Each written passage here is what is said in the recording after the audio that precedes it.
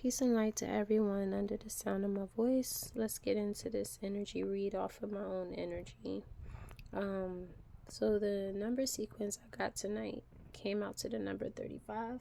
And the number 35 represents angels, just urging you to release any resistance, to change, and to trust the universe. We got the soul tree. Soul tree represents basically knowledge of good and evil. You got the Ask Yourself card. I feel like that's when you have to trust in your own intuition, and even when you do so, if you still feel like you have questions, you need to seek advice from someone who is more wise and that can enlighten you further. I see the elevation card out here, faithfulness, creation, release. All of these cards kind of correlate with one another, and I didn't pick out any of these cards. Every single card on the table jumped out at me tonight. I was going to do a spread of 4 cards per deck, but that's not what came out tonight. Okay? So I just want to start with the established strength card. With all the strife that has been going on in my life, black magic attacks, indirect attacks, slander, defamation of character, smear campaigns, identity theft, theft in general, all of this stuff that has been going on, it has created such an enormous amount of strength for me. The strength then pushed me into my Queen of Swords era energy. And the Queen of Swords is like a widow, a divorcee. You know, she's kind of like blunt, but she follows her heart and she's right to the point. She don't play no games. That's why the sword is in an upright position. You have the Fool card. You know, I feel like this represents me embarking on a new journey, you know. Having balance with the Soul Tree card out here, you know, is shedding light to the world with a healthy balance of my spirituality as well as my religion creates the elevation that is needed in order to get to the star position or the Ace of Pentacles position. You know what I mean? Hard work and consistency will pay off. And I feel like you have the Peace card over here. She's in tune with herself. Her swords are up, you know, but she's not bothered. She's not worried. And this card can also reflect, like, you know, people, family and friends that want to, like, help create some type of balance, you know. You have the Look at the Bigger Picture card. Full Moon in Sagittarius. Be bold. Make the first move. Feel like that could be a message. Possibly for a Sag, possibly for a Pisces, possibly for a Scorpio who is in their South Node, maybe holding on to their past. You have to let go and release. You will not let fear stop you this time.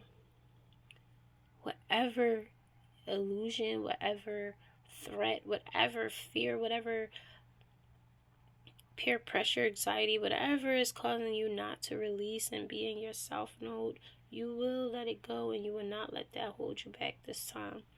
The black cat over here, the little girl holding on to the black cat with the crows flying above her head. This represents a rebirth, and it also represents death, and it also represents change. When I see this card, I think of 555.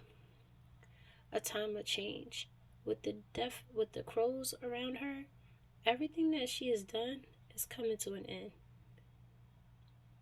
Especially with the atonement and the rebalance and the loss of magic. You know?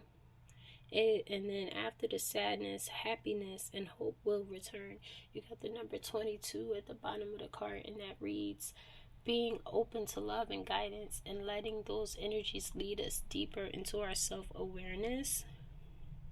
So I feel like that is, you know, a message not just for myself, but for anyone in general, you know. Your commitment is being tested, of course, you know. Conclusions are within reach. We are under the full moon eclipse season right now. This happens every 6 months. Once every 6 months, okay? That's the time of the year where the moon gets darker. You know, it's a very, very huge astronomical event. And basically, this season of time represents endings, major endings. This is a huge, huge deal. A huge deal. You know, it's a time for healing with the Be Bold and Make the First Move card. You know, and like I said, hard work pays off. Eventually, you're going to get to the Ten of Pentacles, the Star, the World. All these cards came out tonight. I didn't pick not one single card. Strife can also indicate, you know, conflicts in the background, conflicts within enemies, conflict within family, friends, places, and things, even the community, you know. But with all the strife, prosperity lies ahead. New moon in Taurus. Okay, meditate and contemplate. It's time to release negativity. Full moon in Scorpio, new moon in Pisces. Okay, maybe there's a Pisces that needs to meditate and contemplate. Maybe there's a Scorpio that needs to release negativity, you know, that needs to go from the South Node to the North Node by releasing fear, okay, and being ready for balance and for healing, okay, in order to, you know, thrive and, you know, look at the bigger picture over here. You've attracted wonderful news. I guess that is what's to come.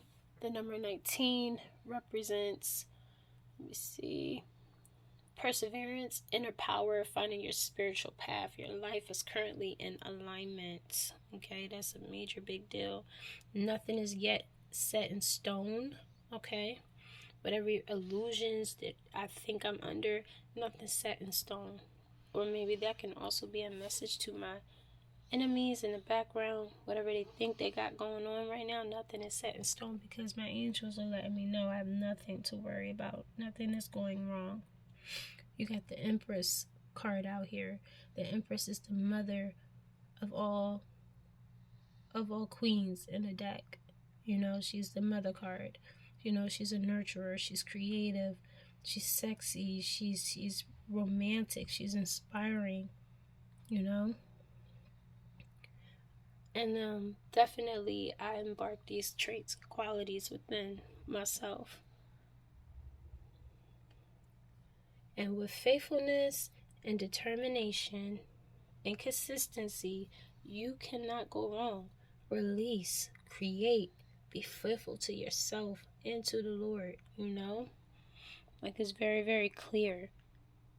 Even while you're being tested, stay true to yourself, and you will get to this point in your life. And I feel like that is the overall message. Okay? So I hope you guys enjoyed the message. I hope you received it. And I thank you for taking the time out to listen. You have a wonderful night.